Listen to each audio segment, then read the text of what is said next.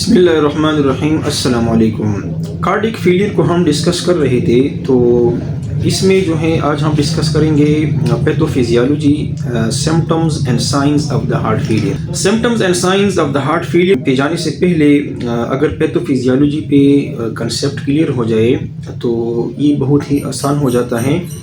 Even इसी pathophysiology की base पर इसकी मैनेजमेंट होगी, क्योंकि जो ड्रग्स जो हैं जो जिसे हम कार्डिक फेलियर में देते हैं, तो वही ड्रग्स जो हैं इसी पैथोफिजियोलॉजिकल मैकेनिज़्म को हम जो हैं रोकने के लिए देते हैं। क्योंकि ये पैथोफिजियोलॉजी जो है हार्ट फेलियर की, इसमें जितनी भी मैकेनिज़म्स या सिस्टम्स एक्टिवेट होते हैं, ये इसलिए एक्टिवेट होते हैं ताकि कार्डिक आउटपुट को जो है अपनी नॉर्मल लेवल पे ला सके।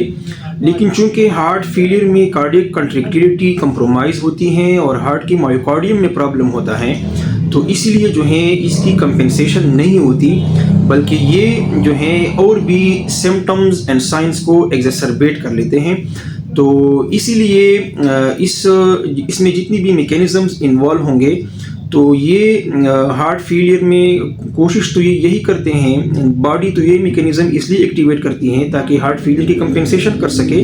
लेकिन चूंकि मायोकार्डियम कंट्रैक्टिलिटी जो है रिड्यूस होती हैं, तो इसीलिए ये बजाय कंपेंसेशन के हार्ट फेलियर को और भी डीकम्पेंसेशन की तरफ ले जाते हैं।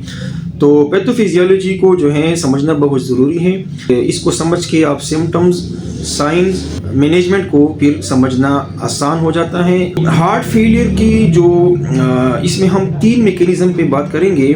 मैकेनिज़्म तो बहुत ही छोटे छोटे और भी जो हैं डिटेल में हैं, लेकिन मेनली 3 मैकेनिज़्म जो हैं इसमें एक्टिवेट होते हैं, और ये हमारी मैनेजमेंट की जो है स्पेसिफिक जो है टारगेट होंगे।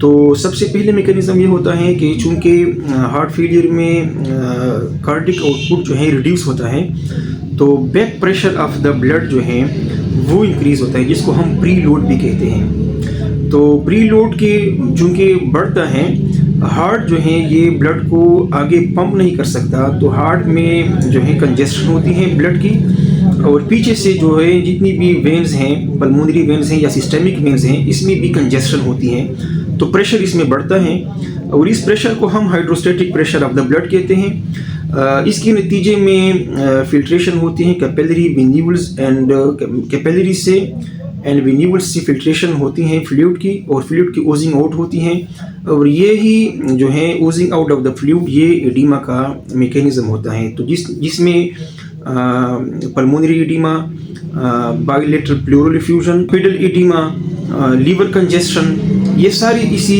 Back pressure of the heart या hydrostatic pressure of the heart का जो है सबब होता है। दूसरा मैकेनिज़्म जो एक्टिवेट होता है, इसमें ये होता है कि कार्डिक आउटपुट चूँकि रिड्यूस होता है, तो रीनल परफ्यूजन जो है वो रिड्यूस होती हैं, कम होती हैं। तो रीनल परफ्यूजन में एक सिस्टम लगा होता है जिसको renin, angiotensin and aldosterone system जो है कहते हैं इसको।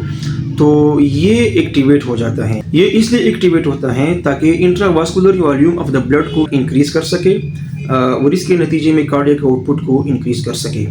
तो रेनिन, एंजियोटेंसिन, अल्डोस्टेरोन सिस्टम जो है ये 2 तरीक़ों से कंपेंसेशन की। रेनिन एंजियोटेंसिन सिस्टम जो है ये वेजो कंस्ट्रिक्शन कर लेता है पूरे बॉडी में, और ये आफ्टर लोड को बढ़ाता है ताकि इसके नतीजे में हार्ट जो परफ्यूजन है ये बढ़ सके। अल्डोस्टेरोन सिस्टम जो है सोडियम रीएब्जॉर्प्शन को इंक्रीज करता है रीनल ट्यूब्यूल से, और इसके नतीजे में वाटर की जो रीएब्जॉर्प्शन होती हैं वो भी बढ़ जाती हैं।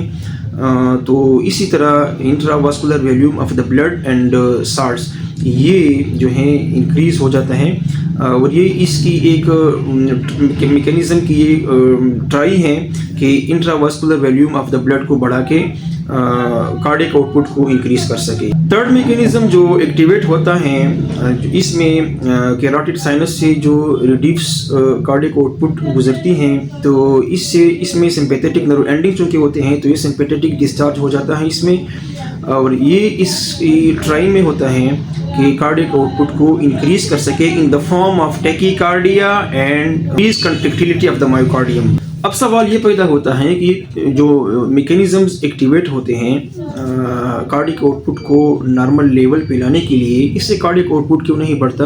तो इसका जवाब ये है कि हार्ट में चूँकि मायोकार्डियम की जो मसल्स हैं वो डैमेज होते हैं इस्कीमिया की वजह से, या जो है ब्लड प्रेशर की वजह से, या जो है कार्डियोमायोपैथीज़ की वजह से। तो इसकी वजह से इसके कंपेंसेशन को रिस्पॉन्स नहीं कर सकते, बल्कि ये और भी इसकी जो है एग्जैसरबेशन करते हैं हार्ट फेलियर में। तो हार्ट फेलियर कंपेंसेशन से डीकम्पेंसेशन की तरफ चला जाता है। तो ये तीन मैकेनिज़्म हार्ट फेलियर में पैथोफिजियोलॉजिकल मैकेनिज़म्स का सबब बनते हैं। सिम्टम्स एंड साइंस की तरफ आते हैं। सिम्टम्स ये होता है कि पेशेंट किस प्रेजेंटेशन के साथ आपके पास आता है।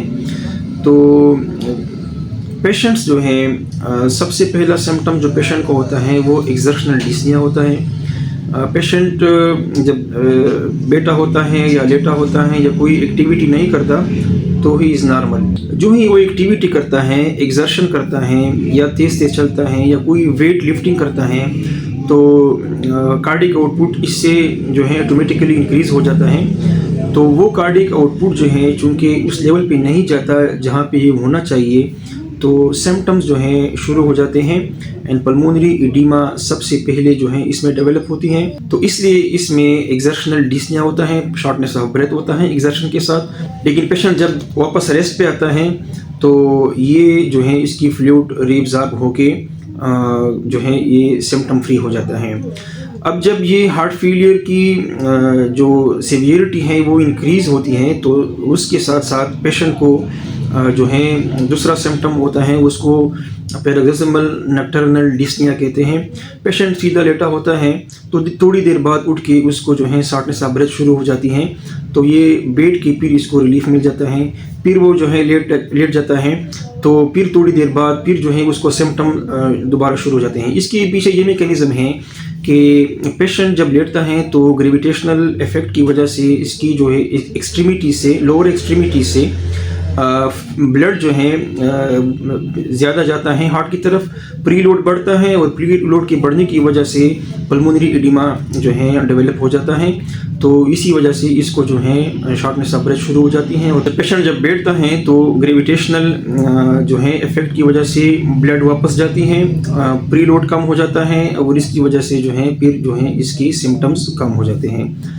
थर्ड जो है सिम्टम्स हैं उसको अर्थापनिया कहते हैं। अर्थापनिया में बिल्कुल पेशेंट सीधा लेटता ही नहीं है। ये हार्ट फेलियर के सीवियर हार्ट फेलियर के साइन हैं।